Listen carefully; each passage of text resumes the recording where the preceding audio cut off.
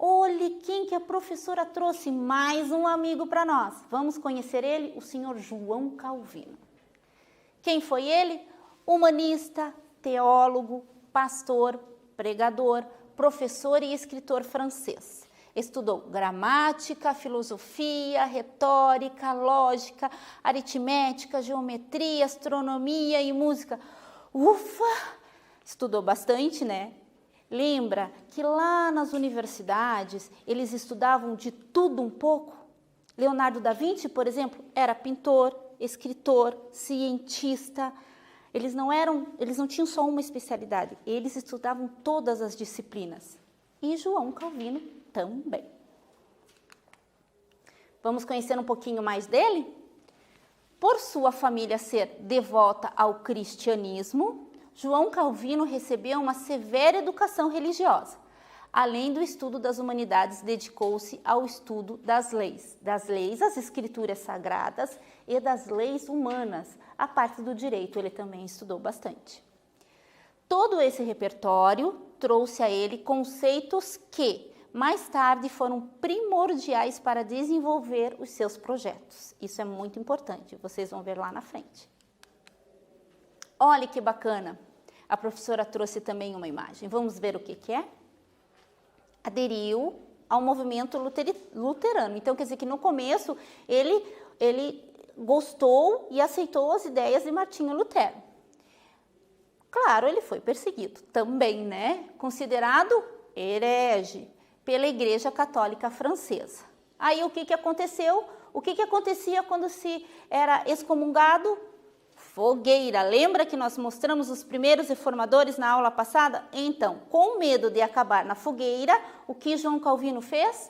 Mudou-se para a Suíça, onde escreveu Instituições da Religião Cristã, uma síntese das suas ideias reformistas. Neste livro, ele traz o que ele entendeu sobre a reforma, o que ele entendeu sobre todos os pensadores da reforma, os primeiros, o Wycliffe e o Hus e o Martinho Lutero. Aqui a prof trouxe uma foto para vocês, né? Ó, de 1559, edição genebrina. Olha que bacana, bonito, né? Então vamos continuar. Ao longo do tempo, a doutrina de Calvino diferenciou-se da proposta de Lutero, um pouquinho diferente, vamos entender. Calvino retomou as ideias de Santo Agostinho para desenvolver o princípio da predestinação. Professora, quem foi Santo Agostinho? Santo Agostinho foi um bispo lá do começo do cristianismo, de 345. Ele era bispo de Hipona, era uma cidade italiana na África. Então, lá no começo, ele foi um teólogo muito importante, inclusive seus livros são estudados até hoje na área de teologia. E ele trouxe alguns princípios para a Igreja Católica, como a Santíssima Trindade, Pai, Filho e Espírito Santo. Trouxe também o pecado original, que todo homem é pecador, nasce pecador por causa de Adão e o pecado original. E a predestinação. Vamos ver o que é? Na qual considera-se que Deus escolheu os abençoados e os condenados. E o homem, por sua natureza pecadora, o pecado original, não era digno de mudar essa decisão nem de conhecê-la.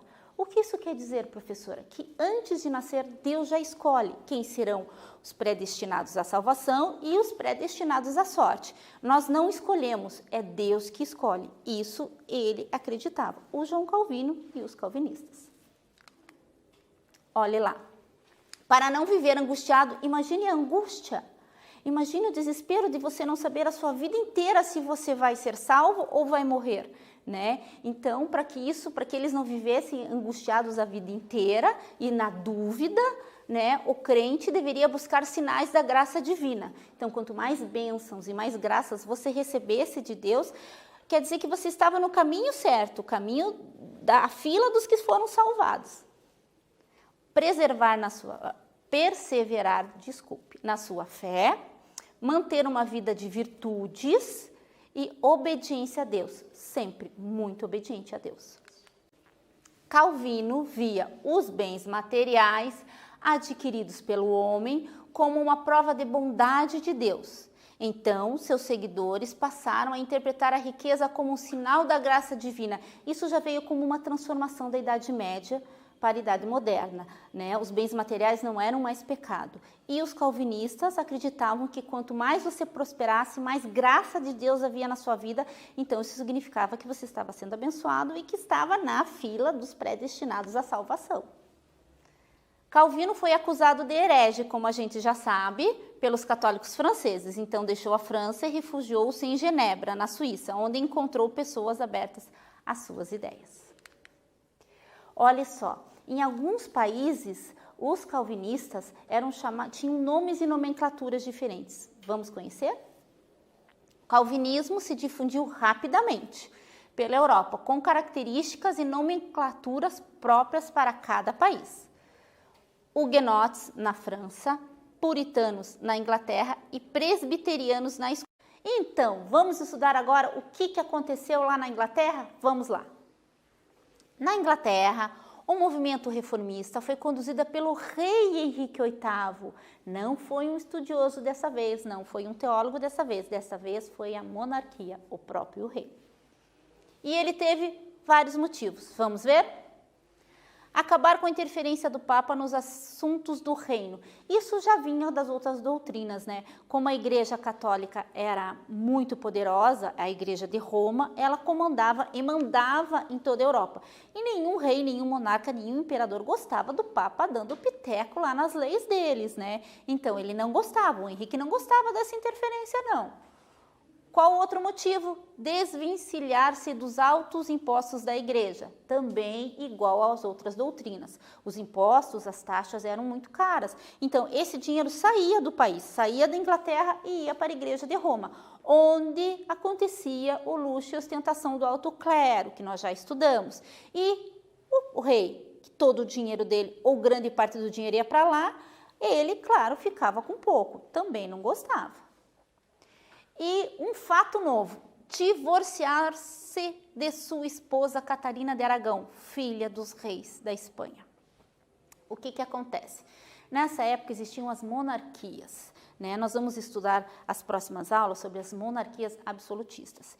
E eles casavam entre si, os filhos. Então, por exemplo, o rei da Espanha casava com a filha do rei da Inglaterra, de Portugal. Quer ver um exemplo bacana? O nosso Dom Pedro I.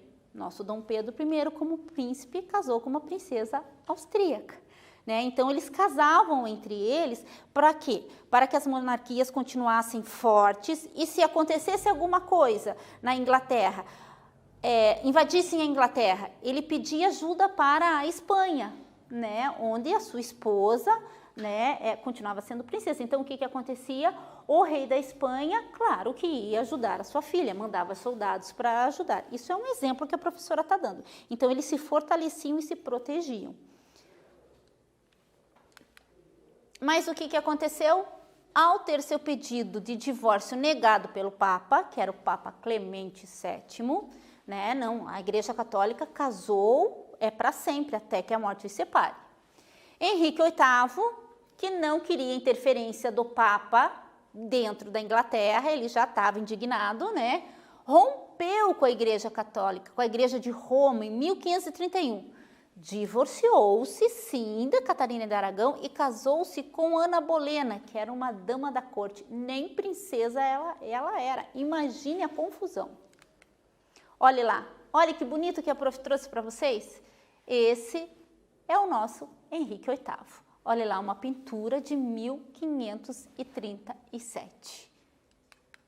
E essa é a Ana Bolena. Olha, uma pintura de 1534.